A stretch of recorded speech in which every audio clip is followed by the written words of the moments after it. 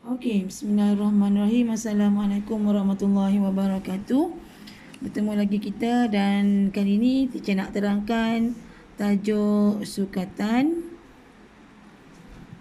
membulat, iaitu circular measure. Dan tajuk ini adalah merupakan tajuk pertama untuk sukatan KSSM tingkatan 5 ya.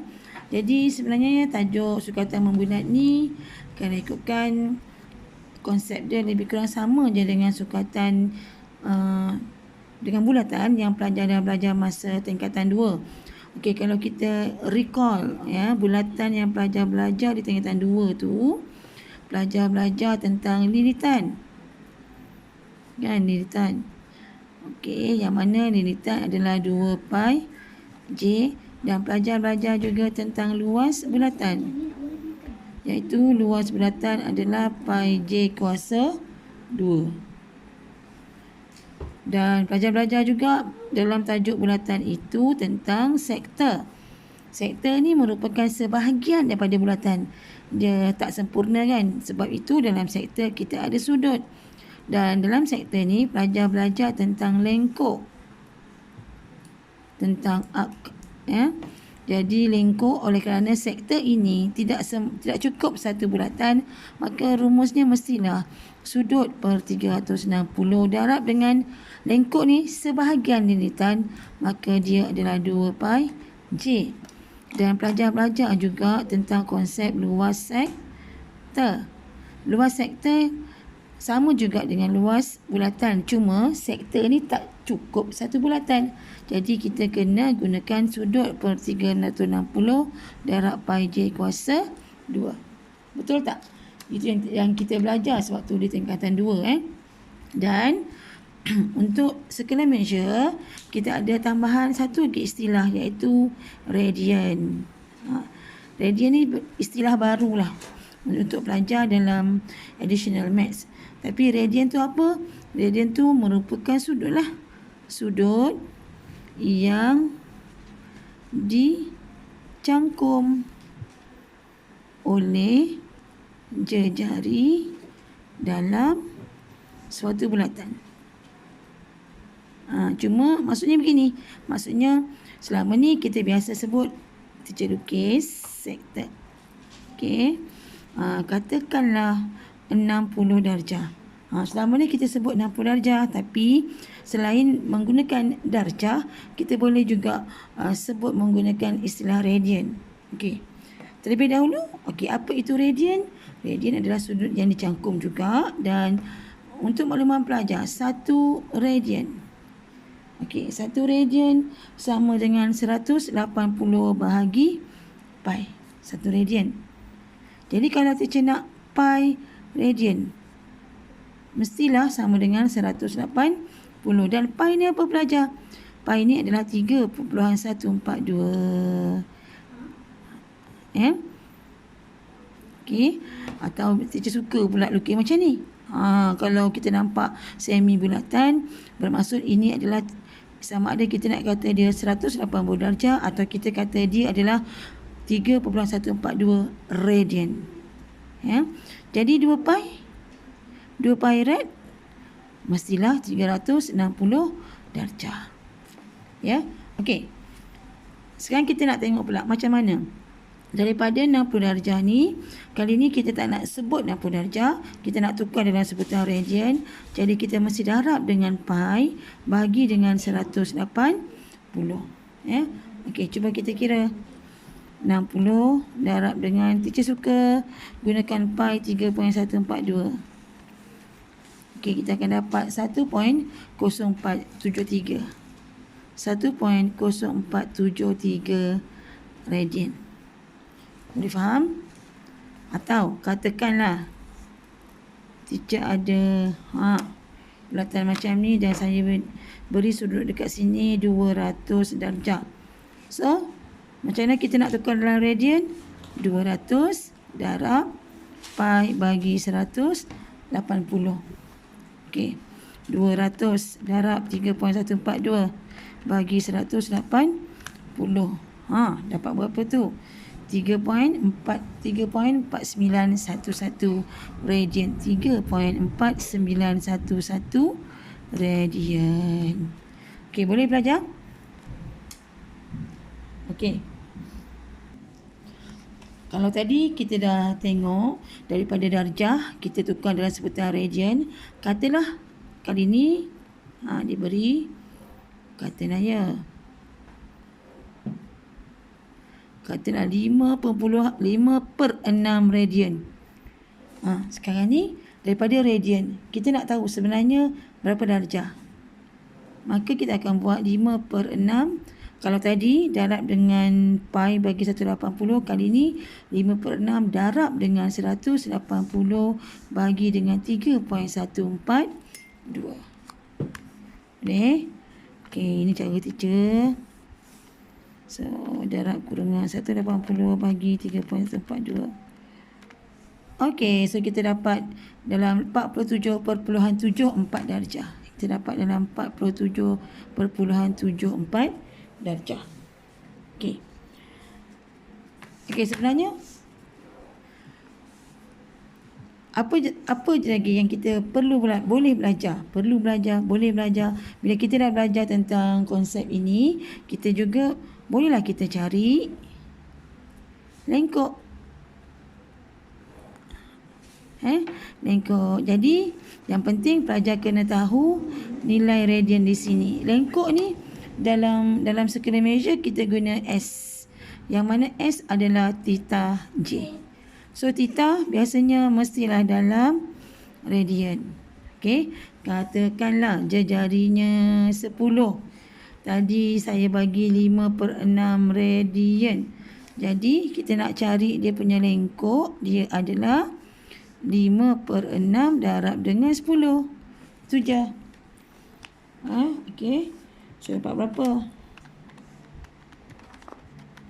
Dapat 8.33. 8.33. Ini adalah S. S tu apa belajar?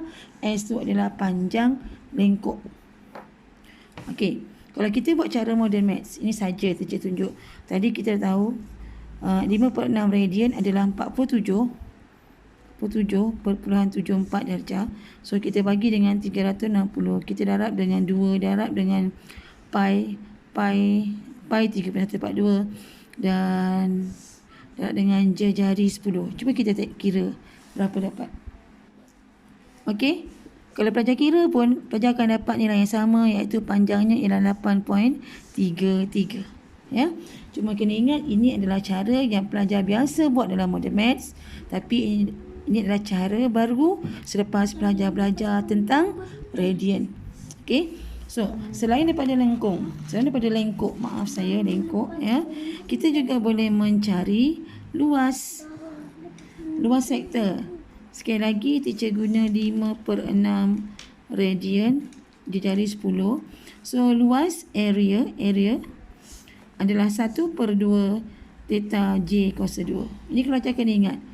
Luas sektor adalah 1/2 theta J kuasa 2.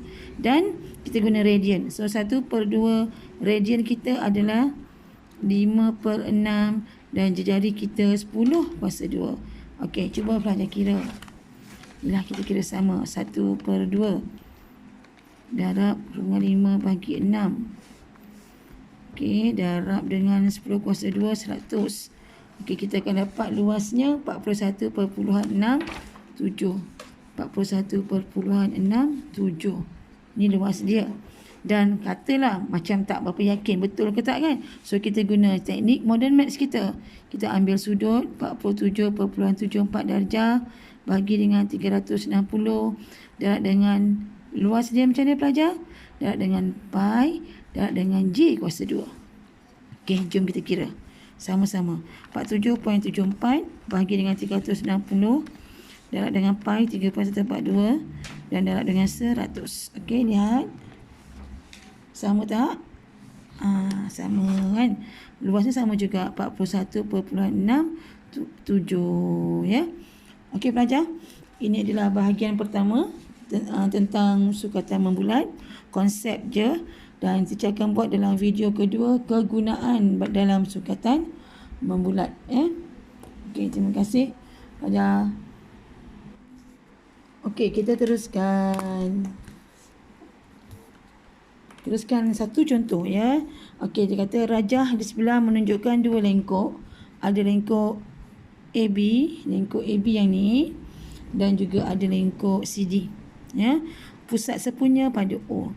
Dan dia beri OA nisbah dengan AC adalah 3, 1. OA 3 dengan AC 1. Ya. Dan dia kata OC 12. Dengan panjang lengkok, dia bagi panjang lengkok AB 6. Soalan yang diminta ialah cari sudut dalam radian dan cari perimeter kawasan berlurik. Okey, teacher pindahkan dalam lukisan teacher. Okey. Maklumat-maklumat yang ada. Allahu Akbar, tergerak ya. Okey. Tadi kita ada sektor. Dia dua macam ni. So sini AB. Dan dia dah beri AB adalah 6. Ini kawasan berlurik. C O sudut dengan D. Tapi tadi dia bagi nisbah. OA dia kata 3 dan AC 1, tapi panjang OC adalah 12. Ya. Jadi pelajar, soalan pertama dia minta cari sudut theta dalam radian. Okey. Maklumat yang kita ada sekarang ialah kita ada panjang OC. Kalau OC 12, maka OA berapa? OA 9. Okey, bagus. So, kita guna dengan pen warna lain lah. Saya nampak beza So, ini sebenarnya 9 dan ini sebenarnya 3. Kan? Jadi, okey. Jadi, pelajar ingat balik tak? AB adalah S. S sama dengan theta J. Kan? So, S dah ada. S 6. Theta kita tak tahu, tapi jari untuk sektor OAB adalah 3. Jadi berapa tetanya pelajar? Theta sama dengan 2. 2 apa? 2 radian. 2 rad lah. Dah jawab dah soalan pertama. Soalan kedua. Soalan kedua dia nak perimeter kawasan berlurik. So kawasan berlurik kita dah tahu sini 3, AC 3, kita dah tahu BD pun 3. Okey. Jadi teacher suka buat macam ni lah jalan kerja teacher. Perimeter kawasan berlurik adalah AC tambah dengan CD tambah dengan DB tambah dengan BA. Teacher jarak-jarakkan. AC kita dah tahu. AC 3 tambah CD. CD tu lengkok. S. So, S adalah theta J. So, kita buat jalan kerja kat sini lah. Theta kita 2 darab dengan jari kita. Berapa untuk CD? 12. Okey. Tambah DB 3 dan tambah BA 6. So, dapat berapa? 6, 12 tambah 24 dapat 36. Okey. Perimeter kawasan berlurik. Okey. Boleh belajar? Okey, kita teruskan dengan contoh kedua. Okey. Teacher lukiskan sektor. Katakan sini OA. Panjangnya 8 cm. Dan dah ada sudut, dah ada nilai radian di sini. 1/6 pi radian. Okey. So, ini lengkok yang ini kawasan berlurik BC.